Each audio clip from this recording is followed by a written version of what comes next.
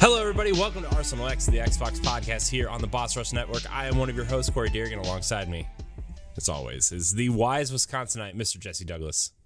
How's it going, everyone? Also joining us is the man, the myth, the fish, Stoy. Hello. Hello. I'm technically closer to Lake Michigan, so that qualifies me as a fish, Jesse, just to let you know. Oh, You're a MILF. You're a MILF. Man, wow. I love fishing. Oh, I was like, huh? Okay, totally missed that reference. You got me on that one, though. You got me. You got me on that one. I was like, what are you talking about? That makes zero sense. Yeah, I'm like, how am I a MILF? But yeah, that's definitely a Midwest term, for sure. How's everyone doing? You're considered Midwest, right? Cleveland, yeah. Right? Yeah. Yeah. Yeah. All right. We're all Midwest. Hi-oh. Yeah. Is that how you guys say hi in Ohio? Some people do. Okay. Some people say OH, and other people say IO. Okay. It's a thing here. You guys are weird. It is weird. I will give you that. Yeah. It's fine. How do you say hi in Wisconsin? Hey, how are you? Yeah. Hey there. Hey there. Hey there. No, dare. Hey there. Wow. You just toss beers out your windows to each other. Hey. Yeah. Say sorry. Here's a Milwaukee's best. Yeah. Hey, I'm just going to scooch right by you here and grab this 20-pack. Oh, sorry. Didn't mean to bump into you there. We also notice when you're a mile away from the entrance to a building, we're going to hold the door for you. Yep. So, yeah. Yep. Even if it's cold out. That happens here, too. You know, I hate that. I hate when people hold the doors open for me. I don't know why. It's just like, I can hold the door open for myself. I can door myself. Yeah. I'm guilty of that. I do that all the time. I hold the door open. I mean, if you're like right behind me, I'll like kind of like hold it for like a half a second or something like that, whatever. But like, if I see you kind of further down, I'm sorry. You just missed the window. Sorry. Yeah. You're done. It depends. If I'm not in a rush, I don't care. I'll take the time to hold it open just because I don't care. But yeah, if I'm like in a rush, you care. Shut up. Everybody cares. It's fine. Yeah, it's fine. You know? And that's my rant about holding doors open. Yeah. So otherwise, sorry. One of the guys that I podcast with on the EXP cast, Josh, he was running a fighting game tournament this weekend, and today actually. So I was out there for a few hours today. He was running it at a local. It's like a brewery / brew pub / game store. So like they sell like Magic cards and they do Warhammer events, and so once a month he hosts this game tournament. So it's like Tekken 7, Guilty Gear, Street Fighter 5, and Super Smash Brothers. And there was like 16 people showed up for the Super Smash Brothers tournament, and some of the most toxic people I've ever met are Smash Brothers players. Like I don't get it. Like, you didn't know that? No, I did know that, but I didn't know on this level, because all they did was just bitch and whine and complain. Everybody came in talking like they were hot shit. Like, I play Smash Brothers to Nintendo 64, bruh. And they come in and they get their asses stomped. And then they're like, whatever, man. This ain't even my controller. I don't have my other controller that I brought, or whatever. The lag on this TV sucks. And just, it's a cult. It is a cult. It is a cult. These people need help. Nintendo is a cult. Yes. These people need help. You need help. Man, good thing Ed's not here this week. Yeah. Stoy's face is frozen in the most hilarious way right now, by the way, on the video version. So it's fine. Here. It's funny, though. Did we lose him? I think we did. For like a hot second. It's fine. Hey, Nintendo got to him. Yeah, it did. Miyamoto heard him, sent his army of Pikmin into. It's like those little dinosaurs from the Lost World, but except it's Nintendo Pikmin characters swarming around him and eating him. It's fine. It's fine. He'll be back. Yeah, but like as far as me, like this weekend, I didn't do a whole lot, but I've been watching this show, The Manifest or whatever, that Netflix had ended up picking up, and they're gonna finish it because it got canceled originally on TV. Right. And it's such a good show. It's kind of like it's almost like Lost, right? Almost. Yes, yeah, similar. It's like they're. I mean, it's like the same kind of premise ish. Yeah, somewhat. Yeah, but they go back home instead of it being on like an island or whatever. But yeah, it's they go back home. They land, at home and find out they've been gone for 5 years. And they're trying to solve this like mystery, and they can get visions of things that are going to happen and try to save people from death, stuff like that. It's a pretty good show. Neat.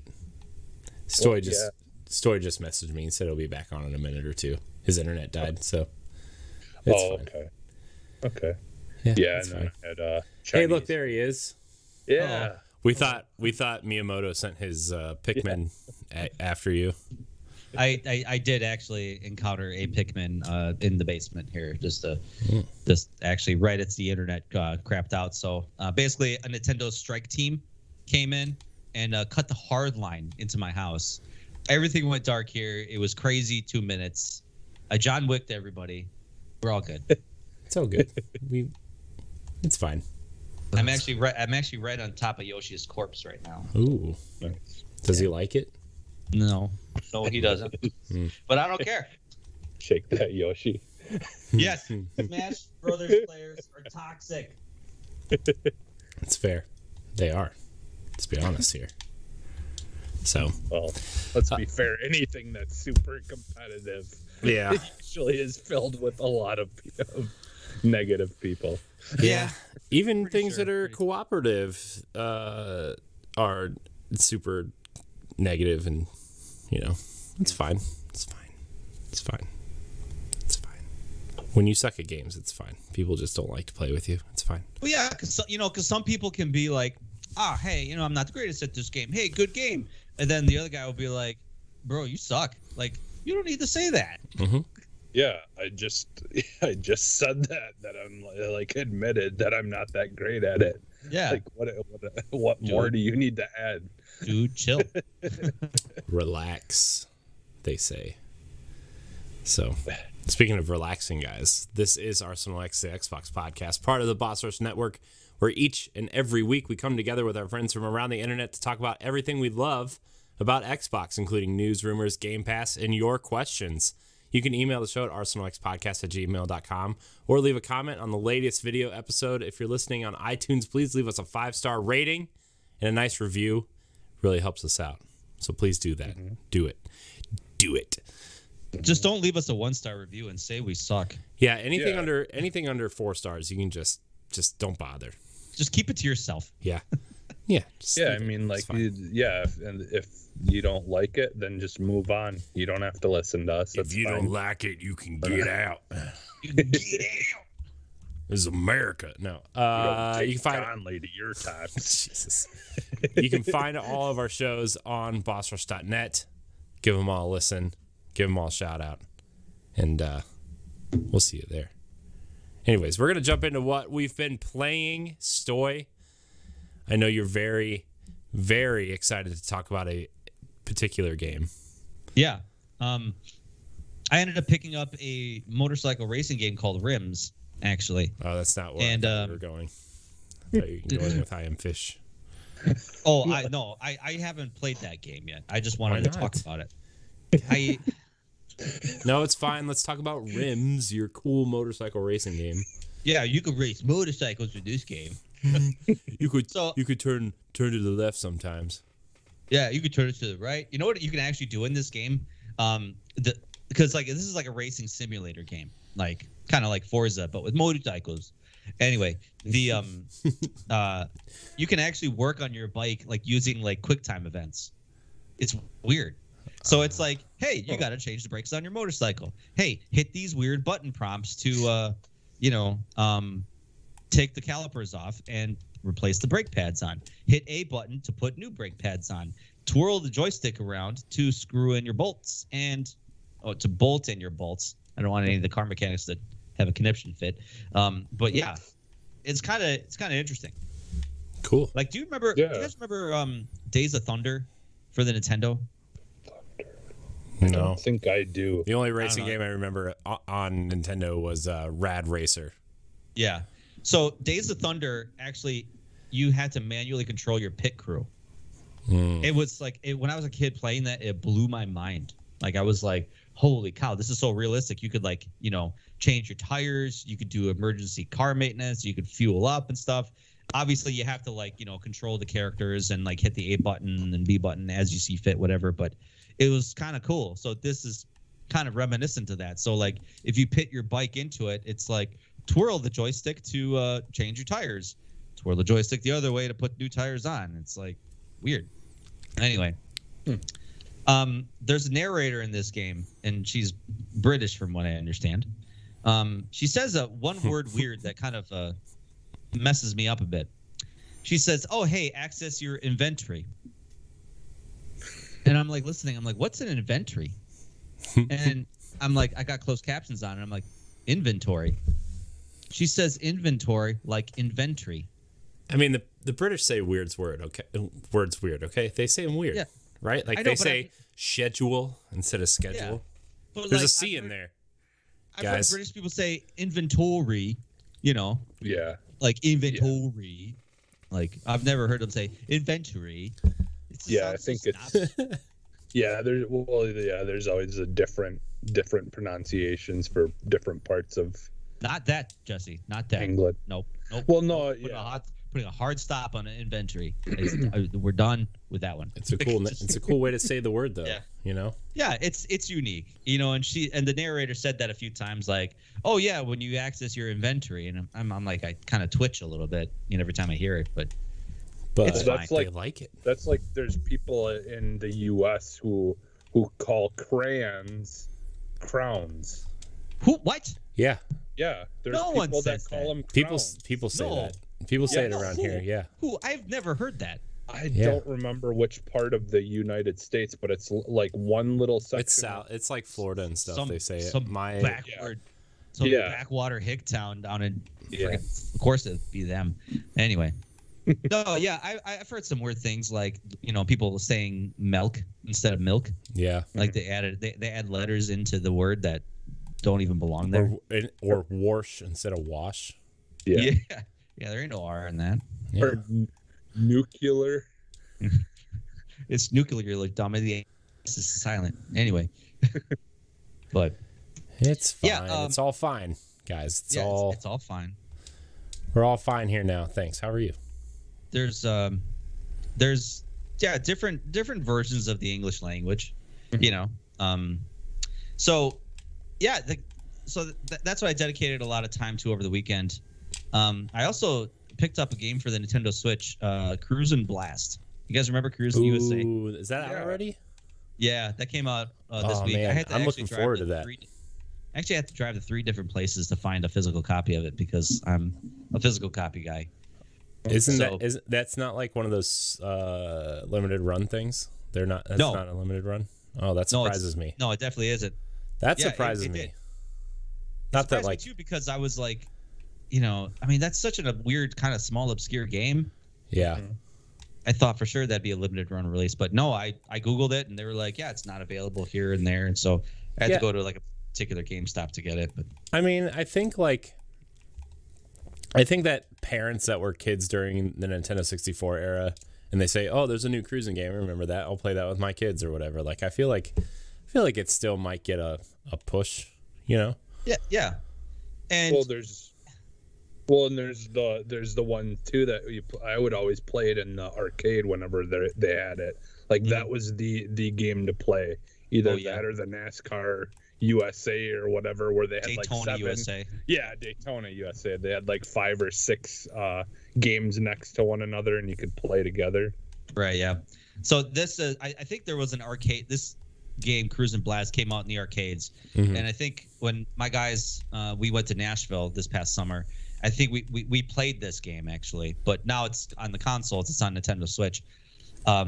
But yeah, if you remember the old Cruisin' USA and Cruisin' the World games and stuff, it's got that same feel to it, same Can craziness. you drive a school bus?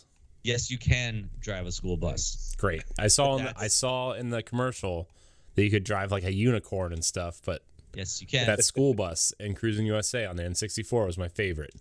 Oh yeah, absolutely. And it's definitely in there. It's in there. You ain't got nothing to worry about. That's what I like to hear.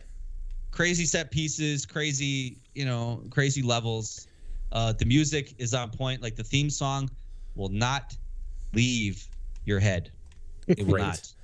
I don't expect anything less from a cruising game. Let me tell you. Yes. Yeah. I still have the Cruisin' World theme song stuck in my head because when we go to Disney World in the arcades, they have that. They have Cruisin' World in the arcades there, and it's just blasting like. We're gonna get copyright strike. It sounds just like it. Yeah.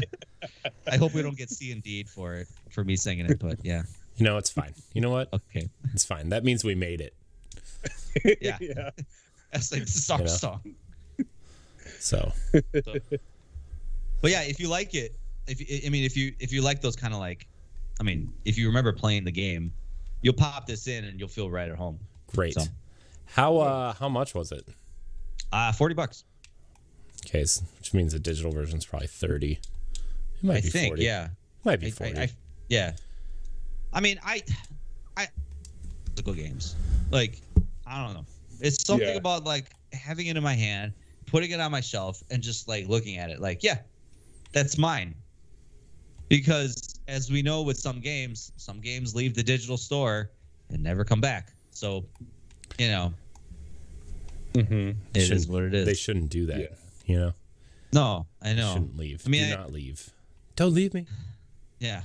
So anyway, that's what I've been playing. I've been playing more Tales of Arise 2 as well. But those are the two new games that I picked up. Tales of Arise. Is it worth getting? Are you enjoying it that much to say, hey, you should spend $60 hard-earned dollars on that game? I think so. I think if you're into story and if you're into, there's a lot of character banter in this game. I like the Tales games. The last couple weren't very good. This one is probably the best one since Vesperia. Okay, because I actually played through Vesperia like 2 years ago when it came to Switch. Yeah, and I played it there, and loved every second of it. Because that game's awesome.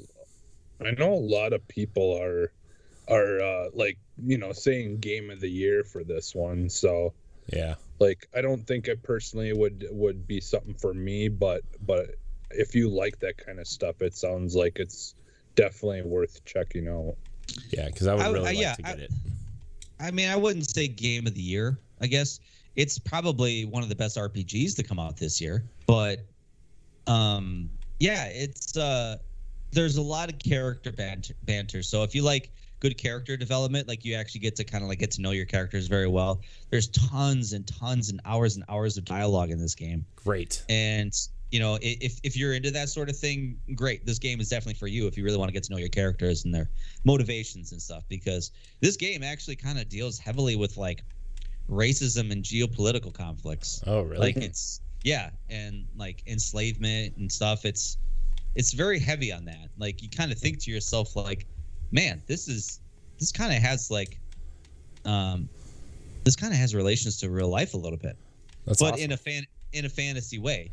Right. So it kind of like paints a picture of like, you're looking at this game and you're playing this game and you're seeing these interactions with some of these characters and how much they hate each other just because of, how they look. It's like, man, that's crazy. But then we do that. Yeah. It's a pretty real problem still. It's a pretty real problem. It's just thrown in this fantasy world for you to, and maybe for most people it'll just go right over the head and they won't care and whatever. So because I know there was one scene that stuck out with me just recently where like they had this area that was, this empire controls this particular village, and the Empire is trying to find these people that were kind of like rebels. So neighbors were ratting them out. People that they grew up with and they knew for years were ratting them out to the Empire, just for safe haven, safe harbor, and stuff like that. And that kind of reminded me a little bit of like, because growing up in the 90s and finding out what was happening in the Balkan Wars, because my family was in Serbia and Croatia and Bosnia, and the same things were happening there. Neighbors were turning in neighbors, So that kind of like struck a nerve with me, because I was like, yeah, that happens. That happens, So yeah, and you hear about a lot of that during like World War II, obviously, with the there's a lot of people harboring the Jews, but there was also a lot of people who would try to turn those people in as well. There's racism during World War II? Weird. No way. Yeah, yeah. I don't know. Maybe my World War II history is a little fuzzy, but I don't recall that. Anyway, but yeah. So I thought that guy with the tiny mustache was a nice man. He seemed nice. I'm just kidding, guys. Just kidding. God. Not gonna go there. But anyway, what a nice young man. What a nice man. But I think the Tales games in general kind of deal with a lot of these kind of themes. Classism, racism, differences of opinion, I guess, politics and whatever. So yeah, it's a good game if you're really into story and character development. So cool. I would like to pick that up at some point in the near future. It's the plan. Yeah, it runs really nice on an Xbox Series X. That's what I hear. I hear that's the way to play it. Yes, it is, if you can find one. Well, lucky for everyone, I have one. Yeah, we are so fortunate you have one, Corey. Yes. Mm-hmm. Yeah. I got Jesse his too. Yeah, I was going to say, actually, I'm lucky he had one because he was able to give me one. So, yeah, it was awesome. Anyways, Jesse, what are you playing? What's in your box? What's in the box? So What's in the box? I started Flynn, Son of Crimson, which is one of the new games that got added to Game Pass. And it is a fun 2D action platformer. It's kind of the 16-bit kind of look. Wow, we never see those anywhere. Yeah, I know, and I'm the same way normally. I'll be honest, a lot of times these kind of games I'll just ignore them because it's so overdone at this point. Yeah, it's got to really be like great for me to play something like that at this point. I mean, don't get me wrong, there are games that are really good that I love that are that aesthetic, like Crosscode and Axiom Verge, and those games are exceptional. Those are ones that stand out. Yeah, that's what I'm saying. It's got to like stand out for me to like try it at this point. Yeah. I remember when like Shovel Knight was such like a novelty because there wasn't that many games like that, and now it's just like every week there's like 30 games that are like, oh look, we like Super Nintendo. Can you tell by the game we made? Yeah. Don't get me wrong, they probably worked really hard. I'm not trying to take it away from the developers and stuff. It's great, but for me, it's a saturated market. Yeah, it's a saturated market, and I think Shovel Knight kind of paved the way. Gosh, Shovel Knight is such a great game, though. Yeah, well, yeah, it is for sure. But I think definitely after Shovel Knight, that's when the dump truck came with like all these other like 2D platformers. Yeah. And the term Metroidvania became a household name. Yeah. Yeah. Well, and I'll be honest though, I think part of that is due to the Switch's not quite being as powerful. It's much easier to build something like that, and like they know that it will probably do pretty well on Switch. It's very, they'll try to bring it to all consoles, most of them, but I mean, it is it honestly is a good place for it. But yeah, like I mean, this one though, like I think it stands out enough in my opinion. Like it's kind of so like the whole world setup is kind of like a Mario game where you've got the starting point, and then when you beat that level, a path will create to another point, and you move through this map playing the different levels. But so like the whole the way this game works essentially is The fighting mechanics are a little bit more complex, but it's a platformer, a 2D platformer. But how complex can it be? Well, so like you gotta jump real good. Well, you gotta hit the B button real good. And then you land. You know how normally in like a platforming game, like there'll be enemies, you hit them maybe like once or twice, and then they're gone, right? And then it's pretty basic. But with this, they actually have like some enemies have 2 meters, so like their health meter, and then they have like their stamina / stun meter. So with the bigger ones, in order for you to get them to the point of where you can just keep on hitting them until they're dead, you got to get it to the stun meter all the way leveled up on them, and then they'll just sit there unable to move for a short period of time. Otherwise, they can still attack you while you're attacking them. Yeah, that's been kind of a trend lately too. I know like enemies in all types of games, third person, first person, whatever. It's like Tales of Arise has that actually in the combat it's like once you stun them enough, you whittle their stun meter down, you can enable a special attack. But so that's kind of like how the like in the mechanics, there's some different powers and stuff that you get along the way, but like essentially you're kind of like, to get into the story of what's going on a little bit without ruining anything. So there's this great war, this goddess Sorel and a noble knight Alistair like had this forbidden love, and this evil force Zelok started this war, and in order to end the war, the two that were in love sacrificed their life to seal away this evil. And then the character, so romantic. The character you play, Flynn, he unlocks these ancient powers of these spirits that are and like these spirits were protecting their village, but they were taken away by some evil force, and so then you're basically you get these powers to fight against this evil and try to bring peace back to your village or whatever. But as you go along in the game, like you're learning lore about like this force that has existed for centuries or whatever. You're kind of unlocking the understanding of what why all this stuff has been happening over throughout history and stuff. But yeah, and like it's a lot of puzzle solving type stuff too, like where there's like these button things that will open a door, and you've got to like sometimes set an exploding barrel by the button and then quick run over to the door, so when it blows up you can go through the door. Or otherwise there's just the basics, like where sometimes there's a shooting attack that you can get, I believe, that you can charge up later as you upgrade it, but then you can hit stuff far away and be able to go through doors and stuff like that. So there's a lot of like puzzle solving mechanics throughout this, similar to like Castlevania or stuff like that.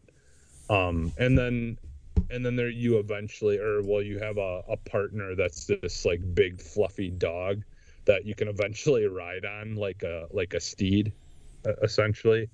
And then kind of like Yoshi, like you have some abilities that you can do while you're riding on him that you obviously wouldn't have otherwise. And he kind of helps you out throughout the game. This animation looks pretty good, actually. Like it looks pretty smooth. Yeah, from what I understand, understand, the trailer of it. Okay, yeah, and from what I understand, it's actually handcrafted sprites. Like I think they actually made them the old school way. So similar to like Cuphead, but like they did it the old school way instead of using everything computer animated or whatever. or generated, I should say. That's what I read, anyways. I don't really know a whole lot because Well, you can't always believe everything you read, Jesse. Yeah, Jesse. We talked about this. Exactly. Yeah. Didn't you take that class? Yeah. What does Karen on Facebook say? Come on, Karen. Vaccines are bad. Give me the news that I need. Use your horse tranquilizers. Yes. God. No, fake news. Flynn's Son of Crimson was made with computers. End rant. Anyway. But yeah, so then there's these crystals. So the red crystals, I haven't quite figured it out yet, but I think these red crystals that you're collecting are something to do with these souls, these protectors that you're collecting parts of souls or something like that. I'm not quite sure about those yet. I haven't gotten a real explanation for what those do. But the green crystals, so there's like a little area above your health or next to your health bar that you can fill up with these green crystals, and then that's kind of like your health restore. So when you build up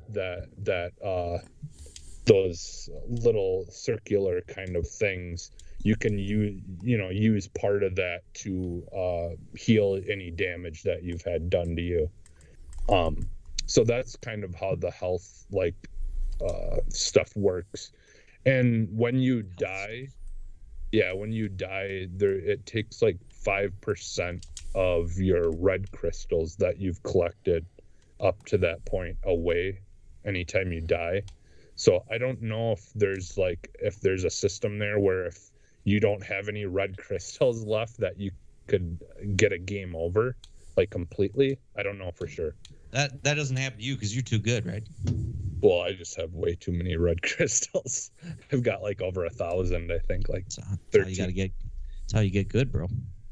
Gotta get good. So yeah, I mean, like I've been enjoying it so far, and it does do enough things. Because at first, when I first started it felt a little basic, but it's kind of supposed to be that way because you're starting out as, doing something completely different, and then you just kind of get sucked into this war. Well, that's how good game mechanics should be. Like, when you think of back in the old days of just like playing old Nintendo games, like there were no tutorial levels, there were no like, hey, let's pause the game to like, go through this long ass like tutorial mission. Like it was like, let's get you comfortable with the basics, let's get you comfortable with the game mechanics, and then progressively you make the game harder and harder to where you start to really master it later in the game, as opposed to just like kicking your ass in the beginning. I'm looking at you, Dark Souls, and just ruining your experience. So because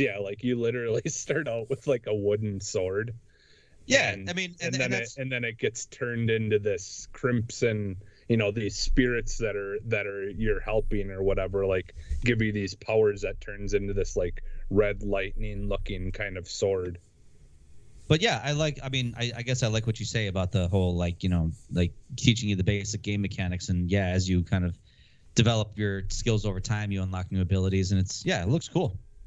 It's been a lot of fun, and the only other thing I kind of miss is like you've got definitely that like Dark Souls kind of evasion thing where you can roll through an attack and then it does no damage to you. And obviously with that you have to use that a lot until you actually get the character stunned so you can finish them off. But essentially, and all you do is you hit them. When you attack them, that stun meter will go up into a point of where eventually then they may have a little bit of health left, but they'll be just sitting there with like stuff spinning around their head, and you can finish them off. So cool, right? But that's pretty much what I've been playing. Nice. So if you have Game Pass and you like those kind of games, it's definitely worth just at least checking it out. What's the game called again? It's called Flynn, Son of Crimson. Flynn's Son of Crimson. Okay. I just wish they came up with a different name instead of Flynn. Maybe like Joe, Son of Crimson. Or Steven, Son of Crimson.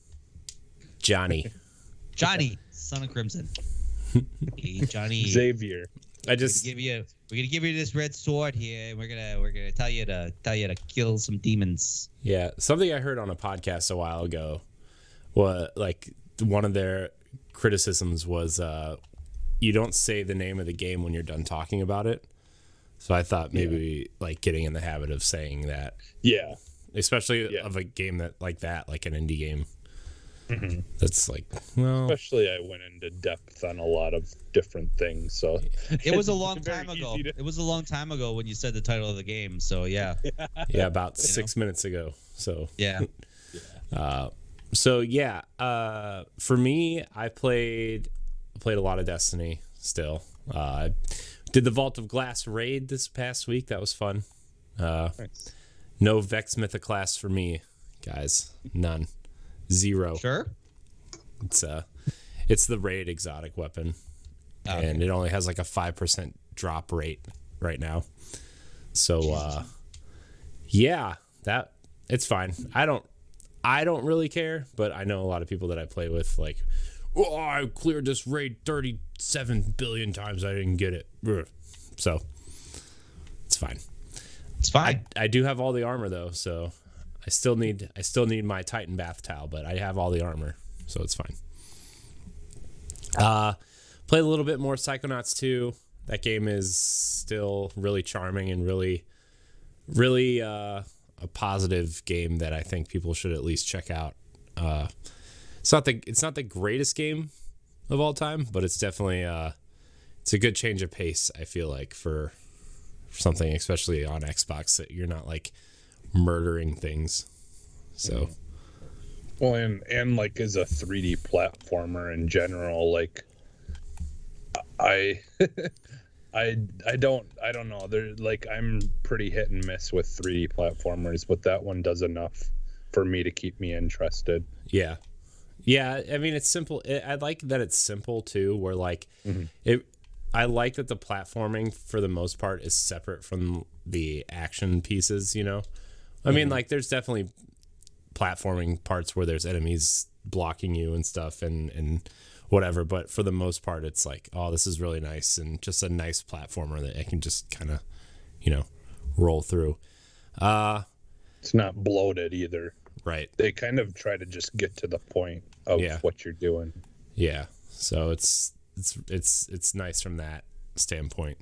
And then other than that, I've been playing some Halo actually, because I would like to play through the campaigns again, but I've been playing some multiplayer in the Master Chief Collection. It's been really fun to play.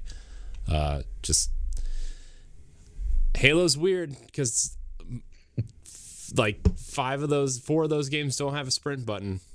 And like you're just running through and you're like, oh God, I can't sprint. I'm just moving at the same speed the whole time. You know what was the most annoying is that there is no snap zoom feature. Yeah. In like the first couple. Like it was like binocular mode. Yeah. It's like, I don't want to shoot like this. Yeah. And it was like locked to the right stick. Ooh. Yeah. And none of them have aim down sights either. I can't believe we like played games that way. Yeah. Firing at the hip all the time. Jeez. Oh, crazy. Noob, no scoping ass. Whose idea was that? So yeah. But anyways, that's what I've been playing. Why don't we get into some of this news, guys? Sounds good. Sounds good.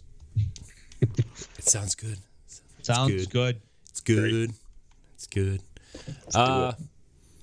Knights of the Old Republic, the remake that was announced at the PlayStation press conference as a PlayStation 5 and PC exclusive. Turns out, weird because the original game was an Xbox exclusive. Yeah.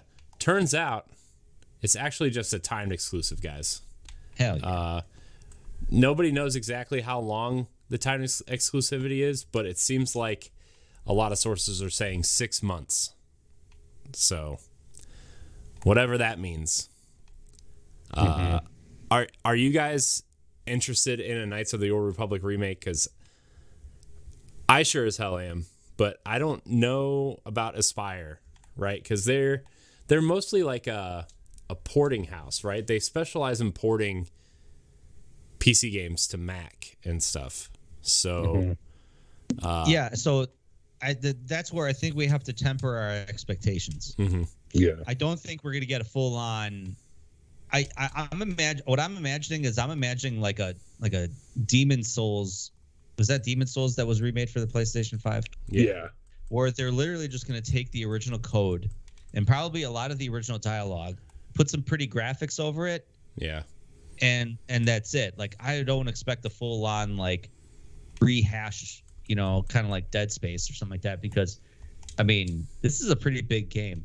Yeah. With a lot of working parts to it. So I highly doubt we're going to get the remake that people want. Yeah. So temper your expectations. Yeah, I really hope that like they do this right. Although I would have preferred like almost like a Final Fantasy VII style remake to this game.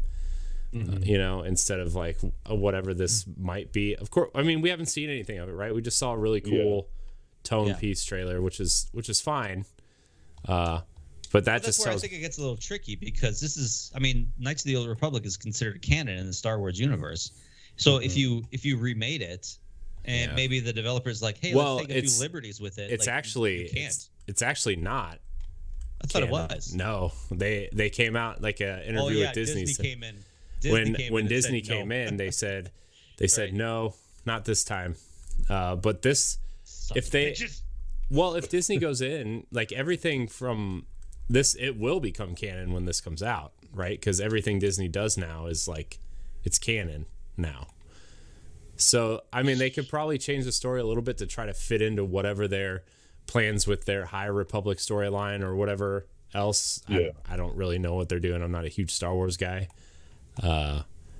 But they could come in and make this canon and actually make, like, if they make some changes to it. I don't think they're going to make significant changes to the story. I think that would be really, I don't think that would be smart of them, to be honest with you. But I think that they will,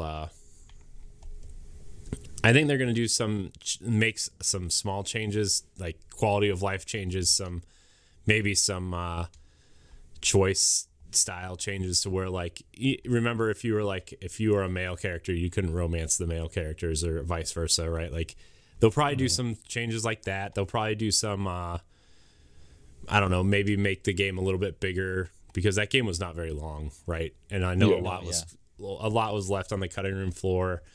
They'll probably, especially in 2. Yeah, they'll probably expand on some of that stuff. So I'm expecting that, but other than that, like I think that game's story was awesome. I hope you start on the ship and the guy that helps you off the ship is like literally reading you the tutorial and the buttons and stuff. I hope that still exists. That's what I'm kind of wondering about, because I mean, when you look at modern games like that, I mean, we've come so far. Yeah. So it's either Aspire's going to literally remake this game from the ground up, which I know they said in that press trailer that they're hiring a bunch of people for this, and it's going to be their biggest project to date. They hired a lot of people that worked on the original game too. Yeah. Like some of the original BioWare developers. Well, and they've been working on it. It sounds like for quite a while already. Yeah. Yeah. So I mean, I'm not like I said, I stand by my original comment by saying I'm not expecting a huge overhaul, but I wouldn't be surprised if they maybe like added some new stuff to it, because you got to think like you have to hire all new voice actors, or if you want to keep the voice actors, you got to bring those back to record new dialogue and just. Well, they confirmed Jennifer Hale is returning as Bastila, so that's cool. Well, good, yeah, because she was easily the best character. Gosh, dude. Yeah, Karth. Did anybody use Karth in that game? By the way, no, I don't. No, I never finished. I never finished them. I'll be honest, it's been a long time since I've played them. Well, yeah, obviously that came out in the original Xbox. Yeah, I mean, you can play them right now on Game Pass, can't you? Yeah, it's completely backwards compatible, so you can play it on your Series X if you have that disc just lying around. Yep, which I do actually. I popped it in my Xbox One X a year or two ago, actually, when they. Well, and isn't one of them on Game Pass? The first, I think. No, I don't. For both of them. I don't think I so. could have swore. Let's that find no, out. Jesse. I know what it was. I wish they I were had having some them on- sort of device in No, front of it's me on. that It's I could, on like, EA. type in a few words. It's on the Yeah. EA Origin service, which if you have Game Pass Ultimate. Game Pass Ultimate, you have. Yeah. So technically, Sick. I guess. I think before that happened, though, they were selling them for like dirt cheap. They had them on sale, and I think I bought them then for like $5. Yeah, they were like $5 a piece. They're only $10 a piece anyway if you like are really desperate to play them. But Right, yeah. so let's find out. Let's find out. Game Pass. Game Pass. There's so many games on Game Pass. While you guys are looking that up, though, like I think honestly, Oh, it's fans not. would be. It is not on EA Play or Game Pass. Okay. Wait, maybe it's under KOTOR. But yeah, I think. Well, you I know think what? You buy fans- yourself a physical copy for less Yeah. than $10 on the eBays. Yeah. And I think fans would just be happy if they did like update that game, but like legit actually add all that story stuff that like fans had to hack into the code to unlock and like do it in a weird way on PC so you could actually experience all that stuff that was left out. Like if they just were to like actually legit, you know, let that stuff play out in the My story. God, fans are the worst. Jeez, why can't you just let things be? Let things be. Let it go, It guys. is what it is. Just let it go. Let it it go. be, let I it be. I found out just like a while ago that apparently there's a good ending mod for Mass Effect 3. Where basically somebody did some like code and trickery and extra animations to make the ending good. And everybody lived happily ever after afterwards. Like, really, just let it go. Let it go. I'll be honest, you've talked about like all the different endings, and I think I would honestly just let robots take over. We suck. Am I the only person that didn't mind Mass Effect 3's ending? I didn't. I No, loved it, you loved actually, it, yeah. honestly. Because I like think, we talked about this once before because literally from the start of the first game, you knew what the ending was going to be. Like, you knew it. And the choices actually made sense in the grand scheme of things. to me it's like no matter it just kind of tells you like no matter what choices you make, the outcome is always going to come to a point, you know. And it's like Yeah, it's always going to be the same. yeah. You can't undo what's already been done. Which, Yeah. by the way, I would really love to do like a series where we all get together and just play Mass Effect the whole time. When like somebody makes choices and You're in my head. I don't like it. Can you stop? I live there now. I pulled up a chair, Yep. pulled up the Xbox. Yep. You're stocking my fridge. Thanks. I am. Your food. I'll give you a cold one.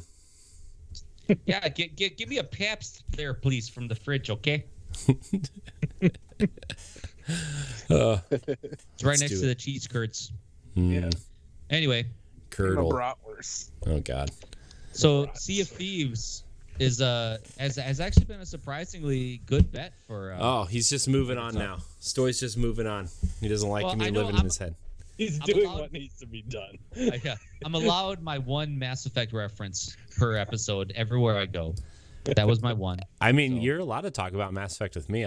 We could the Mass Effect cast if you want. Hell yeah, let's go. I mean, we could You could do that. You're living in my head. Okay, I need you to leave. Okay, all right.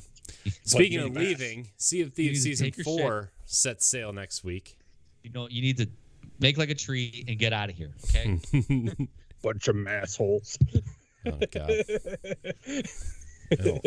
I don't like that. Anyway, Sea of Thieves experienced a resurgence thanks to the recent release of the Pirates of the Caribbean Tall Tales expansion. Rare even revealed a record-breaking number in a developer update, noting that 4.8 million players sailed the seas in the same month. The UK developer is now looking to maintain this momentum with the upcoming release of Season 4 ahead of its arrival on the September 23rd. Man, this European crap where they put the day before the month. It's thrown me off.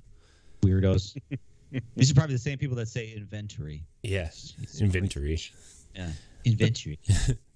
It's published a short trailer teasing what players can expect. It's something to do with a forgotten world of adventure and kingdom of riches awaiting beneath the waves. So, season 4 is coming to Sea of Thieves. Still big. I can't believe that game is as big as it is. You know? Yeah, it's actually, like I said, it was a gamble, I imagine, but it definitely paid off.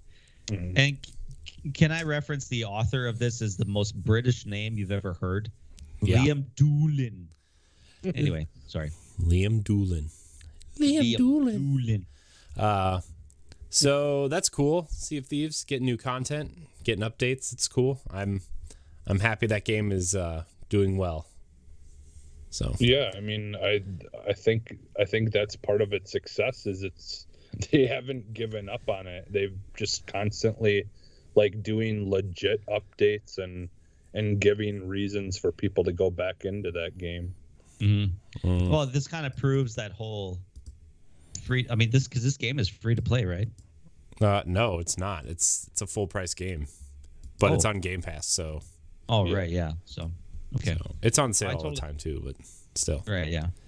Oh, I totally thought this game was free to play. No, I was gonna make a point like, oh, this shows the free to play model works sometimes, but nope, never mind. I'm gonna take that away. I mean, it does use the free to play model, but it still costs $60, which is hilarious. Yeah, I mean, yeah, $60, but yeah, all the updates have been free. So like, instead of charging you for every update, you only pay that $60 once, and then you get a lot to do at this point.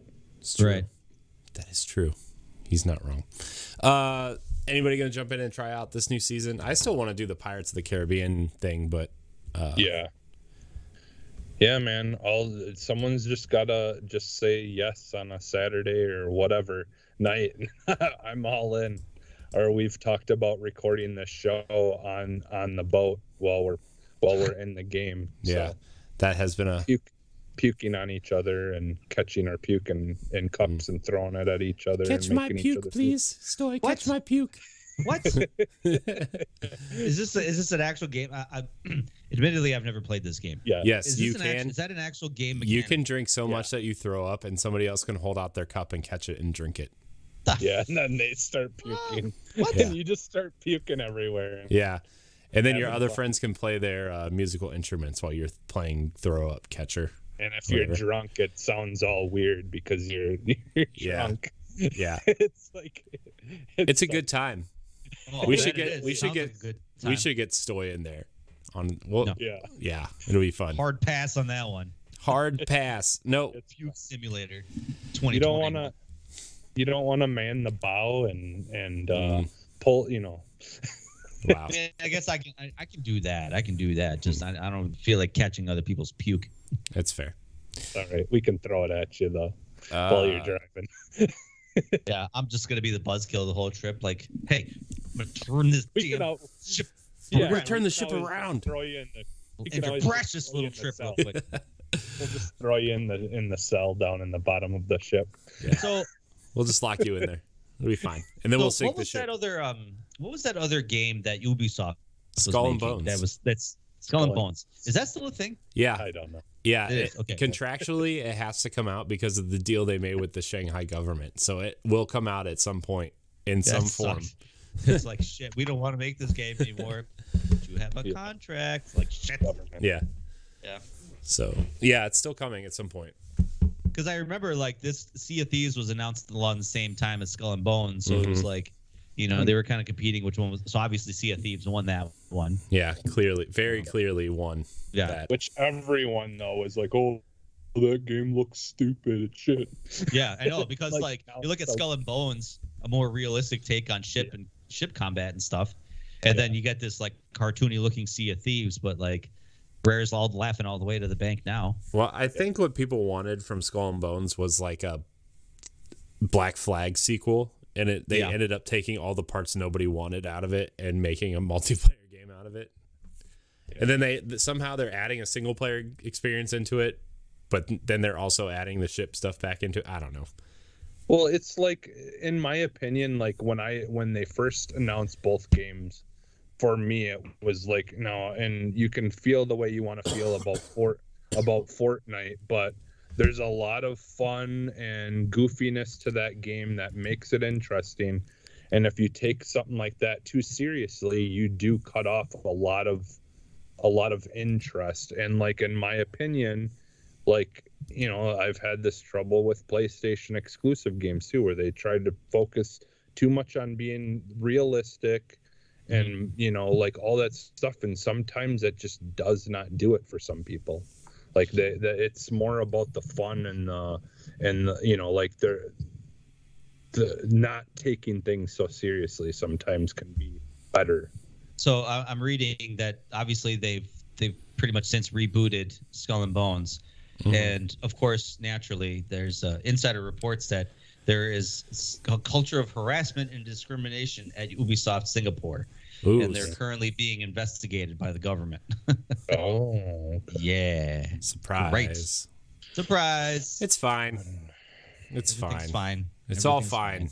I've always been saying there wasn't enough of that stuff happening in the gaming world. I know, right? Gosh. More harassment, Jesus, please. Jess, blame this all on you now.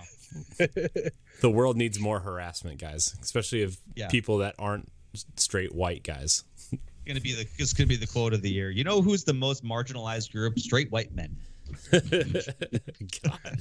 Sadly, there's people that believe I don't that. listen. I want to go on record to say I do not condone what I just said. Okay, it's not true.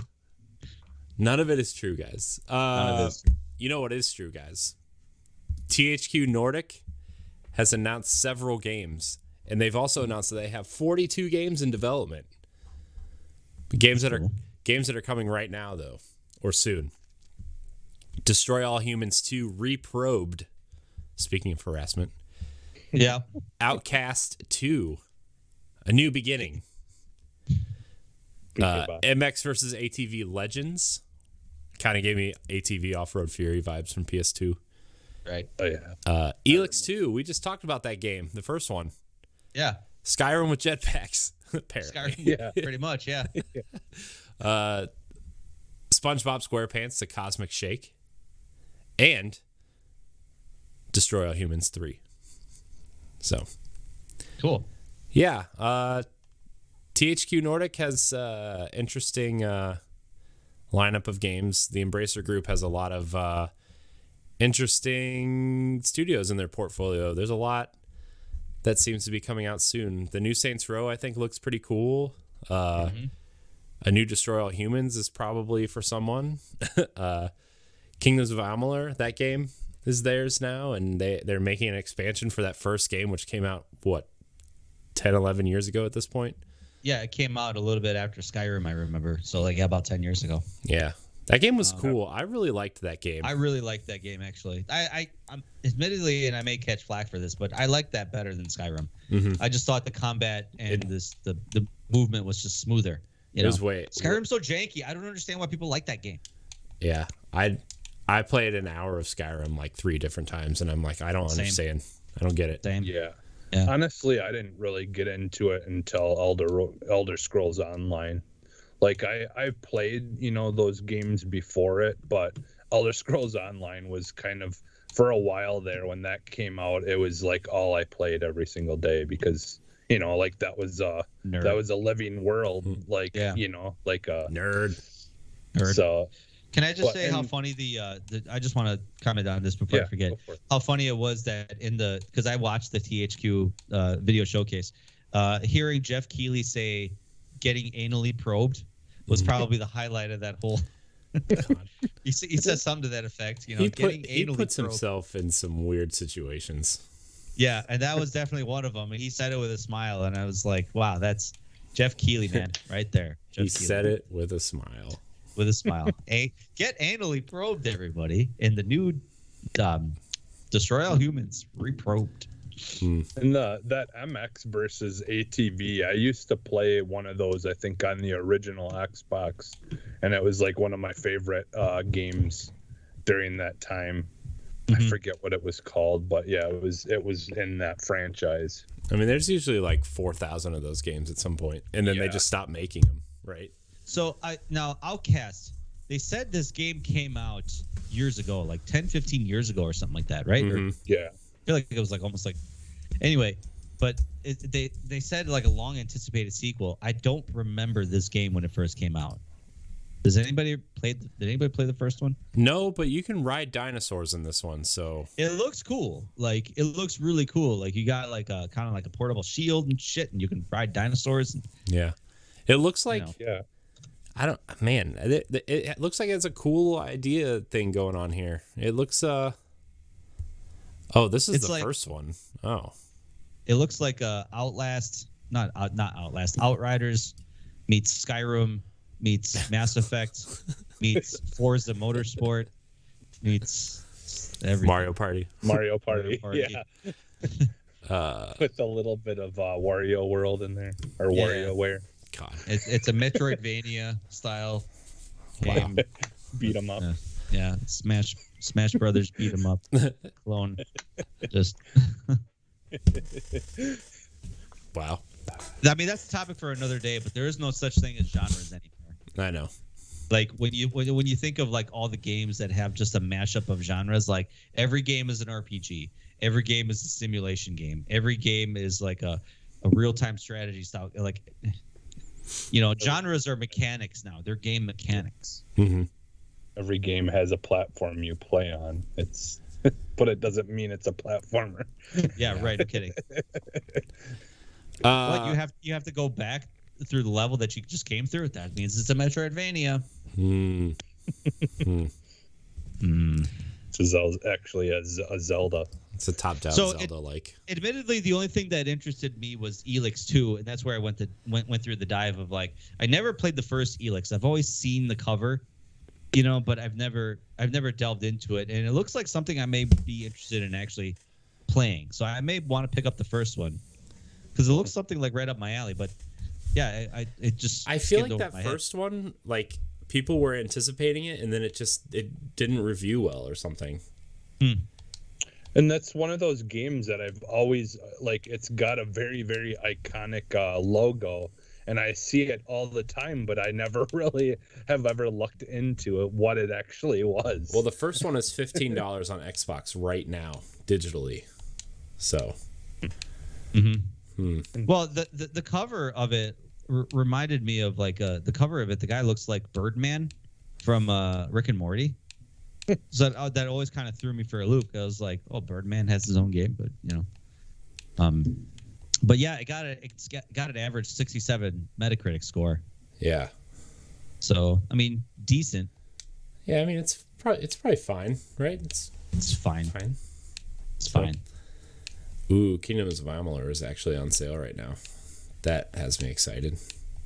That's a good one. It's the deluxe edition where you get the expansion for free is $30. Oh wow. Thinking about it. I want that Mass Effect Omniblade, which was fun because if you pre-ordered it and you had a save on Mass Effect or whatever, you got the Omniblades as a weapon. So Sick. I have the I got the legendary cache. I got the helmet sitting right over there. I'm jealous. Yeah. A little jealous. I know. It's fine. Otherwise, there wasn't really much anything else that kind of struck me fancy in the whole THQ Nordic thing. Yeah, I'm glad they exist still, but none of these games are like for me. Now, if they announced a new Darksiders, I would have been. That's what I was kind of hoping for. Yeah.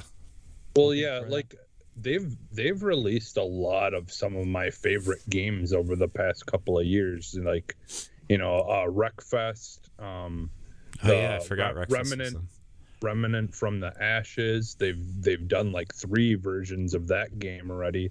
There's like a prequel, and there's like a bunch of add-ons to that game, which I still need to finish because I just love the crap out of that game. That's kind of Isn't like Dead Island 3 still a thing? I think it's still 2. I think they're still on Dead Island 2. Are they? Yeah. Okay. I don't think that third one the first one or second one came out yet. Yeah, they really have. But I thought that literally is still a thing. Wouldn't that be funny if they were just like, hey, we're canceling Dead Island 2 and moving straight to 3? Well, technically, yeah, I guess technically this would, if they do make another one, it would be the 3rd one, but it's not Yeah, because they made like they made like a half step one. What was it, like something Tide or something like that? Riptide, yeah. Yeah. So yeah. But yeah, I mean, THQ has been, I think, like secretly knocking it out of the park with some of their releases over the last couple of years. Yeah. Like, you know, a lot of these may not be completely 100% for me, but I don't know. I'd probably pick up the MX versus ATV game and give it a shot. I haven't played one of those in a long time. You know, that could be fun. Yeah. Wreckfest, though, is still one of my favorite, like, racing Destruction Derby games to come out since Destruction Derby 2. Like, it's been a long time. Yeah. All right, we're going to move on to our last story here before we get into our main topic here. Xbox Game Studios codenames. For those who don't know, NVIDIA kind of had a major leak on games that haven't been announced, or kind of code names for projects and stuff. And a lot of it seems to have been corroborated by sources. So Xbox Game Studios code names Indus and Cobalt seem to have been corroborated and detailed. Project Indus is... I'm just going to read these quotes here. I first heard about Indus back in spring 2021. This is from Windows Central, by the way. Although was only able to confirm that the project is definitely going ahead thanks to the GeForce leak. Project Indus is a 4X strategy game being developed by Oxide Games, known for its work on real-time strategy title Ashes of the Singularity. Although Indus's unique hook remains to be seen, the gameplay sounds very similar to what you'd experience in Civilization, with turn-based strategic elements alongside city building, empire advancement, espionage, diplomacy, warfare, and so on.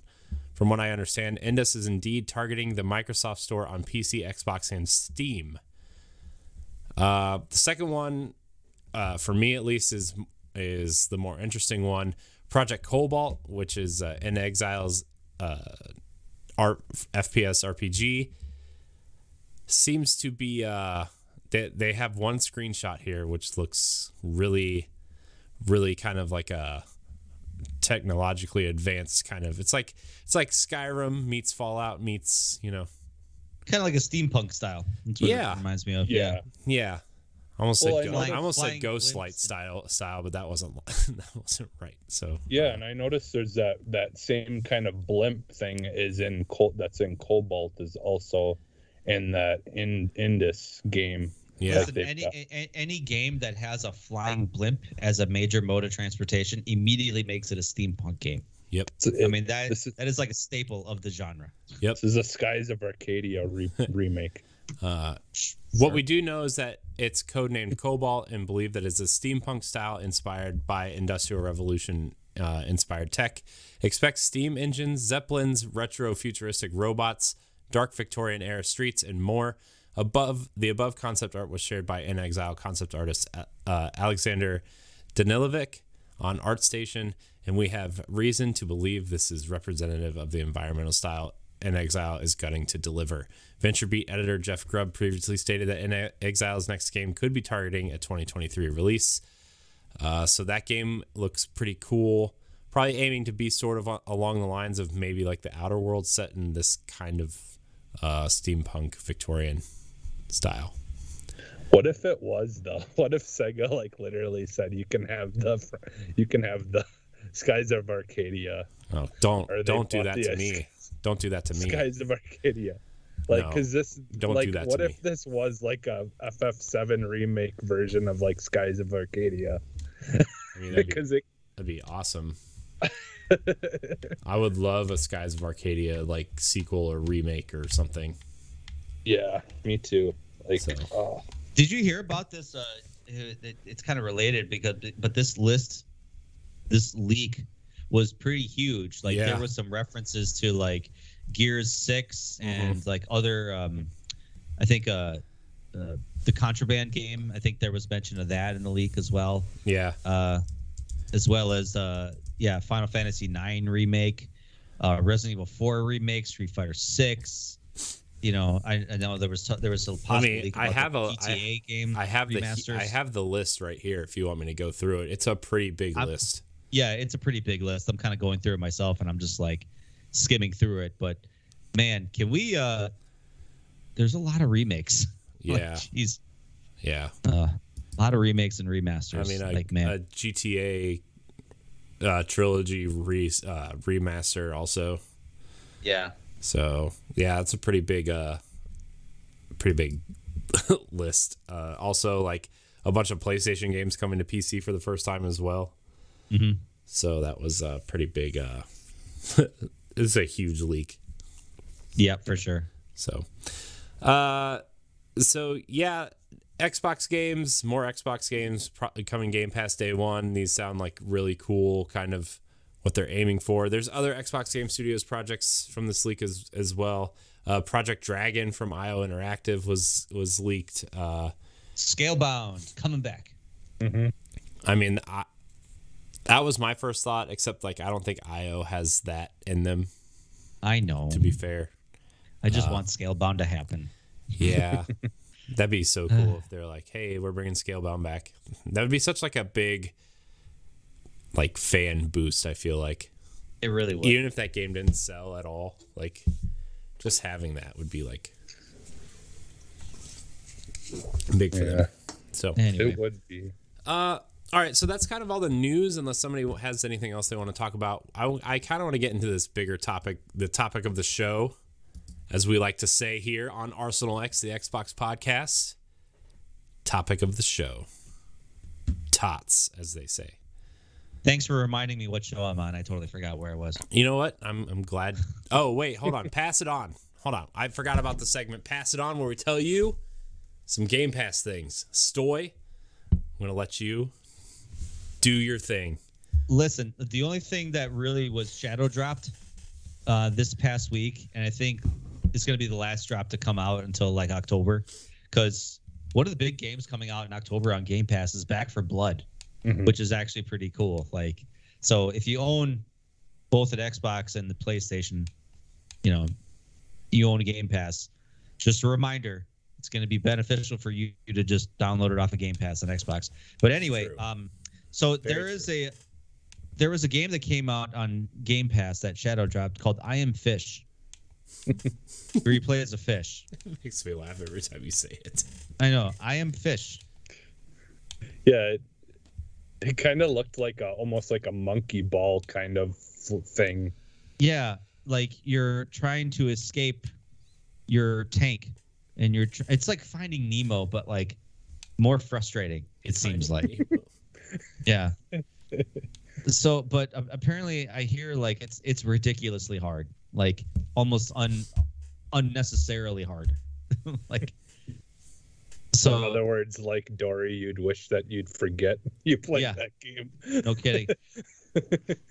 But it's actually kind of like, at least the trailers that I watched, like it actually looks like kind of like funny, like it's got a little bit of humor to it. So and it's actually a pretty long game too. It's supposed to be 10 hours long gameplay wise, if you don't mind dying over and over and over again. But I suppose for you Bloodborne, Dark Souls, plebs, it's probably right up your alley. Anyway, it's my favorite. So yeah, this is out on if you could tear yourself away from Skatebird, you can and you want to play as a fish rolling around in a small little bottle in real world, trying not to get eaten by birds and piranha fish. Yeah, sounds riveting. Yeah, it is. Some hot games coming out this year, man. I'll tell you. There are. Yeah, I'll tell you. So that's what's really come out recently. Yeah. All right, so we're going to get into our topic of the show. Microsoft is rumored to be making another Bethesda-size acquisition relatively soon, or maybe it's happened and they're going to announce it soon. Whatever. Who is it, and do they need it? There's a lot of speculation out there. The rumor is still swirling around Sega for some reason. I feel like if they were going to buy Sega, they would have done it by now. But also, who could it be? Who is a Bethesda-sized publisher. Some people are saying it's bigger than Bethesda and that they have their own publishing arm to them. I know probably 4 or 5 years ago at this point, they were rumored to be talking to EA to purchase EA, which I don't think they would do that at this point. But, no way. No, EA wouldn't allow it.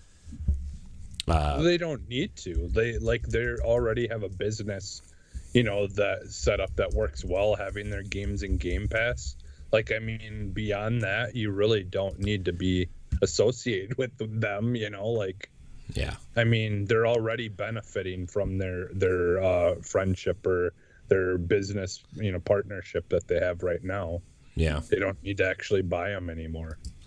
I think if they were to buy, say for example, I think one of the bigger publishers that they were talking about was Take-Two Interactive. Mm-hmm. That's a pretty damn big publisher. Yeah. You got with Take-Two, you have Grand Theft Auto, NBA 2K, BioShock, Mafia. What are some other ones that they've done recently? I think Borderlands. Yeah. Was that the people that do the Lego games, or is that that's WB? That's TT.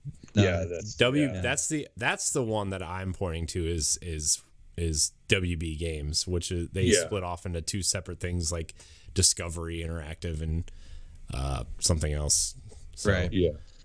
See, the only developer / publisher that makes sense acquisition wise is Sega to me, because and they've let it go out a little bit over the last year, especially when they dropped all the Yakuza games on Game Pass, almost the entire library of Yakuza games, just like that, and all these special nods to Sonic the Hedgehog, and I don't know, it just seems like they were prepping this kind of relationship. That controller, together. Remember the big conspiracy around the blue controller, the Shock Blue controller, where it's the same blue as Sonic or whatever. Mm-hmm. Yeah, I remember. Yeah, I remember that. Yeah, this guy.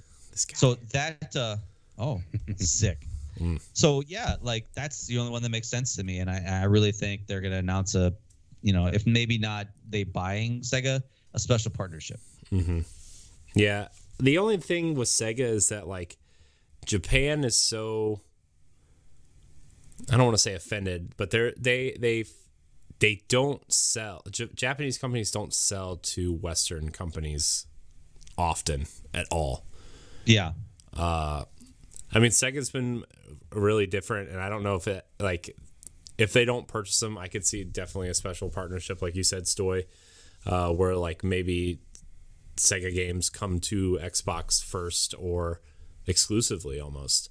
But to your point, Stoy, Sega has a lot of things that Microsoft doesn't have, right? JRPGs, kid-friendly platformers.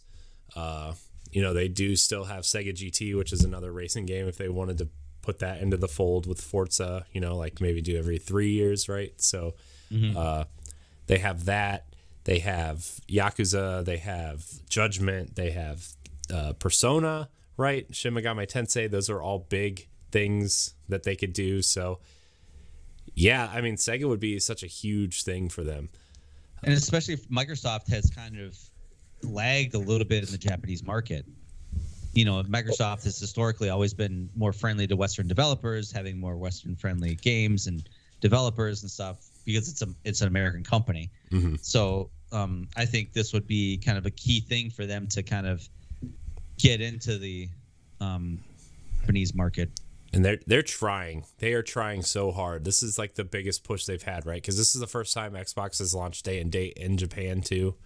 Yeah. And I know they technically have a Japanese developer in Tango Gameworks, right, with Bethesda, mm-hmm. but I think they want to be involved in Japan, right? And I think Sega's the way to do that.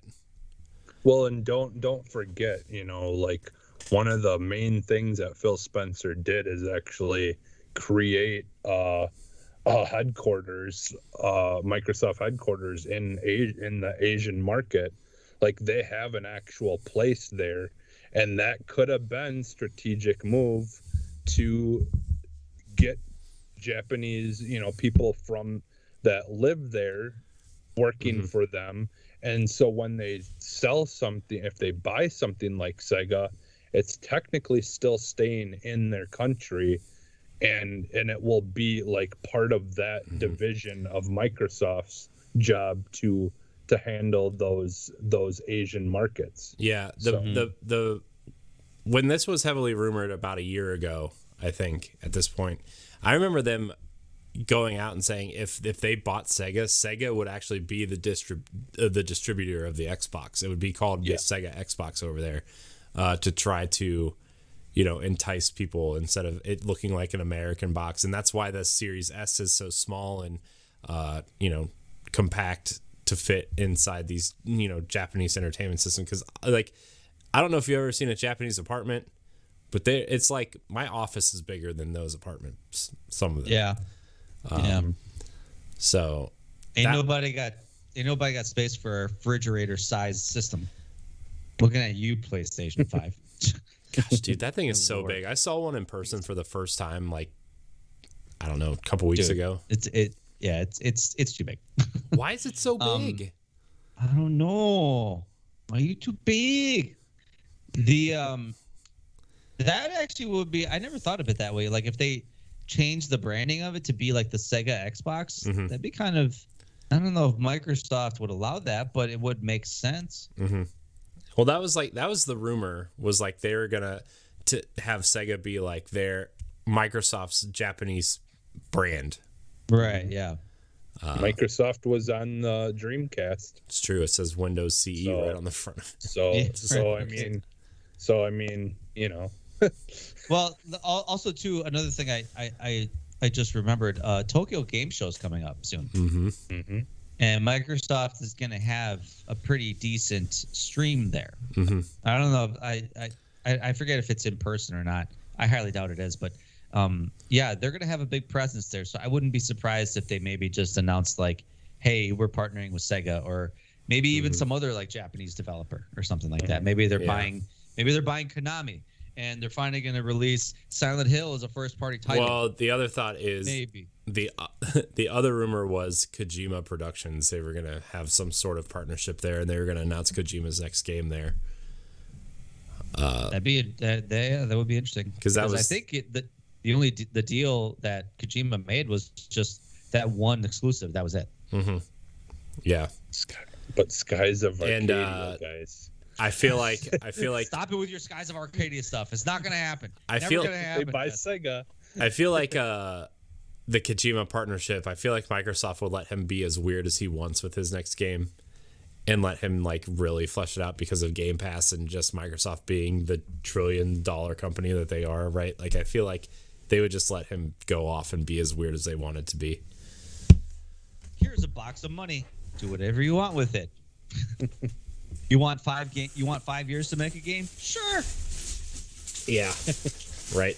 Oh my gosh. Can't get this water bottle out of here. You want to add a third act to this game? You want to take up another 2 years development? Yeah, sure. Go ahead. Yeah. Just put a Master Chief skin in there. We'll be fine. Yeah, right. No kidding. So, yeah, I would think, admittedly, after the Bethesda acquisition, I thought to myself, all right, Microsoft, that's it. Like, you're done. Relax. Okay? Take it easy. Like, relax. It's cool. It's cool that you got some big exclusives on your system right now, and that we're not going to see them for a couple years. That's cool. That's fine. Okay. It starts to hurt the competition a little bit when all you do is just keep throwing money at, developers and saying, you're mine now. You're mine now. Yeah. Like, it ruins the competition when you start buying everybody out. It's like a mob boss going into town and just paying off all the store owners. But still, for some reason, it feels less shitty than paying to have their game on your console for 1 year exclusively. It's like a cheap ass way of getting out of it. We don't have to actually buy you, but we're gonna buy you. Yeah, but like that. The thing is like Sony doesn't have as much money as Microsoft does, right? Like yeah. Like I just feel like Microsoft is like brute forcing their way into these exclusives, whereas Sony has to be way more strategic and smart with their money because they don't have as much, and all Xbox has to say to Sony is, "You made me this way." Yeah. Sure. Blame Sony. Sony. You made me do this. For me, I feel like with the rumors of like WB kind of being for sale, not for sale, kind of for sale. Yeah. Microsoft has a lot of money, so they could be for sale type thing. Yeah. Plus, like, it coming with Mortal Kombat and probably some sort of contractual agreements for DC games, since Sony seems to be getting the good Marvel stuff, right? Like, I feel like that's the move almost right now too. It gives them their third-person action games. It gives them a fighting game studio. It gives them another fighting game IP where they could do Mortal Kombat versus Killer Instinct, which I know people have kind of been asking for a while. Man, that would be sick. That'd be so because cool. Street Fighter V is pretty much is PlayStation exclusive and still is. Yeah, so Sony locked that down pretty good. Mm-hmm. What if they bought Capcom? No. Resident Evil. I could have seen it. Well, they basically have Resident Evil within. No, I don't think Capcom's bigger than Bethesda. No, at all. Not. No, I don't think so. Capcom's not really yeah.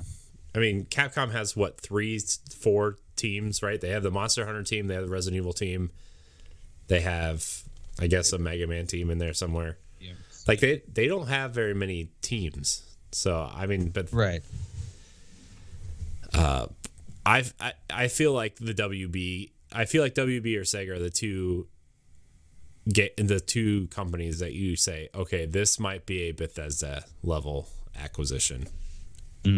Especially if you're looking at it and they're like, hey, we have a publishing arm too that they're talking about purchasing. Like, man, now that I'm thinking about this, Sega makes more and more sense, right?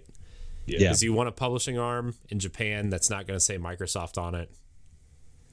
Well, and everything they've bought has been someone that they've had a really, really good, partnership with since the very first Xbox.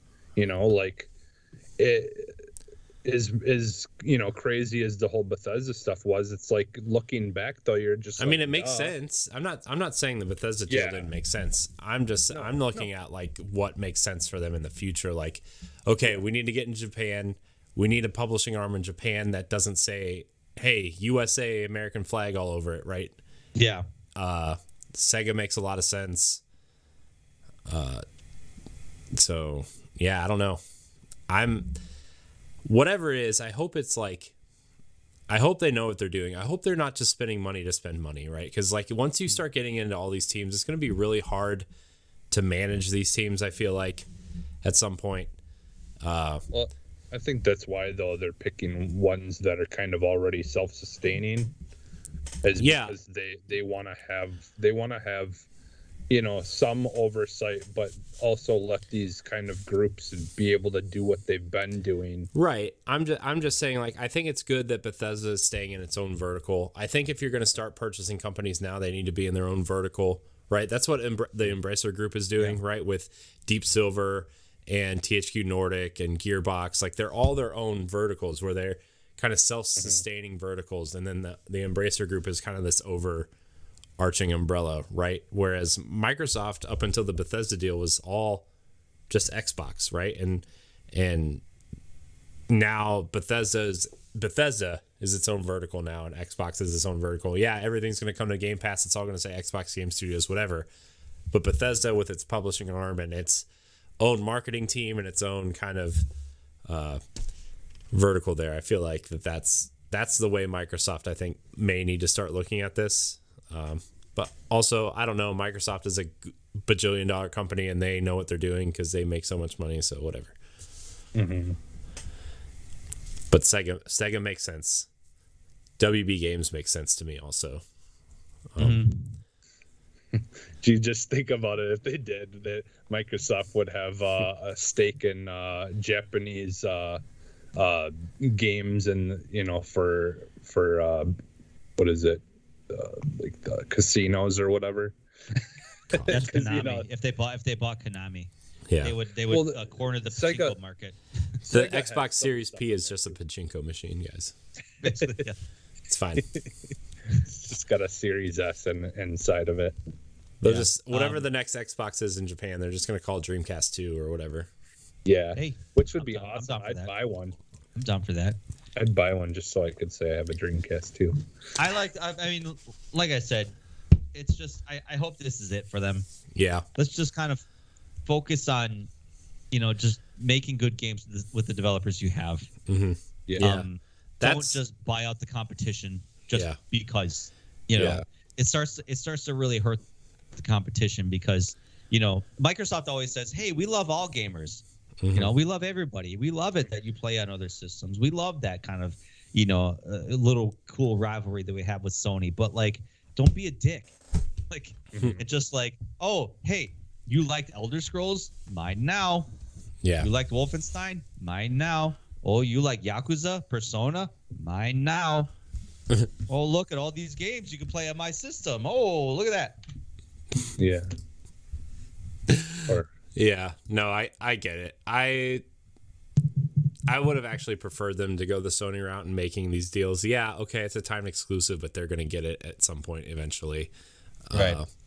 And I get that they have to fill out Game Pass, right? They have to make that service interesting and viable, and Bethesda games really make that viable. Halo makes that viable. I just want to see them start producing some games, good games, great games. Don't get me wrong, Psychonauts 2 is great. Wasteland was cool. Battletoads was interesting. I love Forza's Battletoads, man. That game was so Yeah. fun.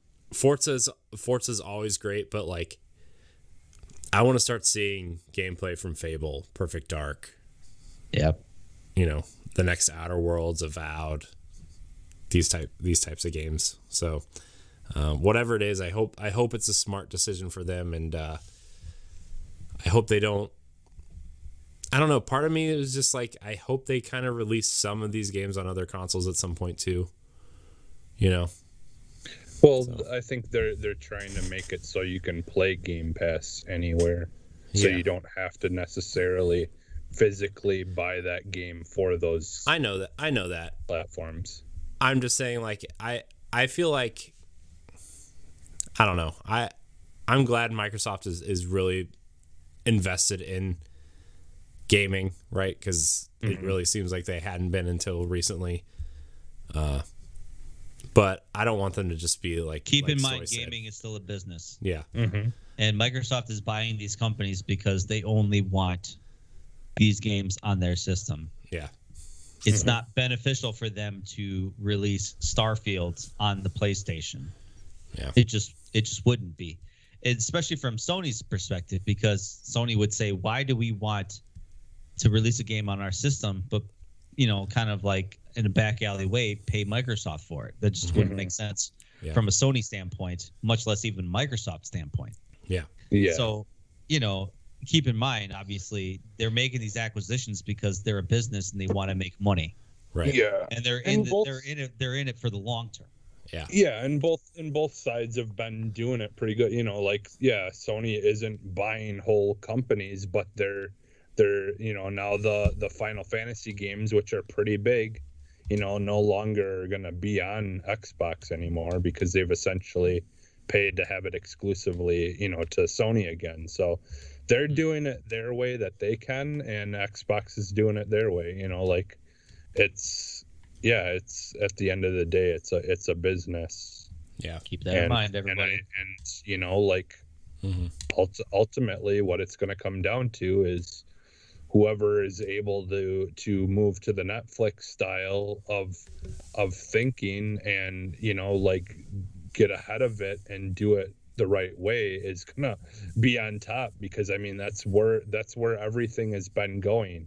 Every single media has been going that way, and if you're late to the game, you got a lot of time to make up for then. Yeah. It's just the way it is. Yeah.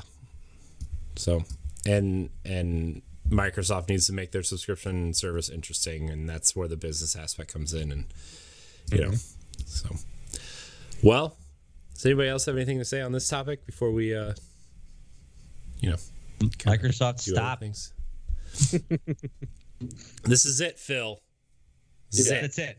This is the last one. Okay. I love you, Phil, but close your checkbook. Yeah. Close it. Close it. It's time. It's time. It's time. All right. Yeah, that's about all I had. Yeah, same here. I think we're gonna get out of here. That was another episode here of Arsenal X, the Xbox podcast. In case you forgot what show you were listening to. Thanks for reminding me again where I'm at. I need to do that. Yeah. So you can follow us on Twitter at Boss Rush Network. You can email the show at arsenalx@gmail.com. We want your questions. Email us your questions. Tweet us your questions. Join our Discord. Join the Boss Rush Network Discord. Get us your questions there. Jesse, where can we find you? You can find me almost everywhere as Phantom NXS. Stoy, where can we find you? Well, besides here on Arsenal X, you can find me at EXPcast. You can follow me on Facebook, Twitter, and Instagram. I run another podcast called EXPcast. We also talk about video games. That is true. Twice a week. Twice a week, yeah. Except this week, we had a tournament this week, and everybody was gone. So it was like, all right, well, I guess only one episode this week. So that's fine. Yep, it's fine. You can follow me at IamCoreyHD on Twitter and Instagram. Yeah, I think that's it. That's all I got. I want to thank everybody for watching and or listening. We're gonna throw up the X. Oh yeah. Tiny X. Tiny X. Tiny X. Because we're exiting out. Goodbye, everybody. Bye. See you next week. Don't forget to check your inventory. Jesus. What's the matter? A brawl is surely brewing. And begin. Here, Jesus Christ. Here we go. 3, 2, 1. Hold on, I gotta get in position. Sorry.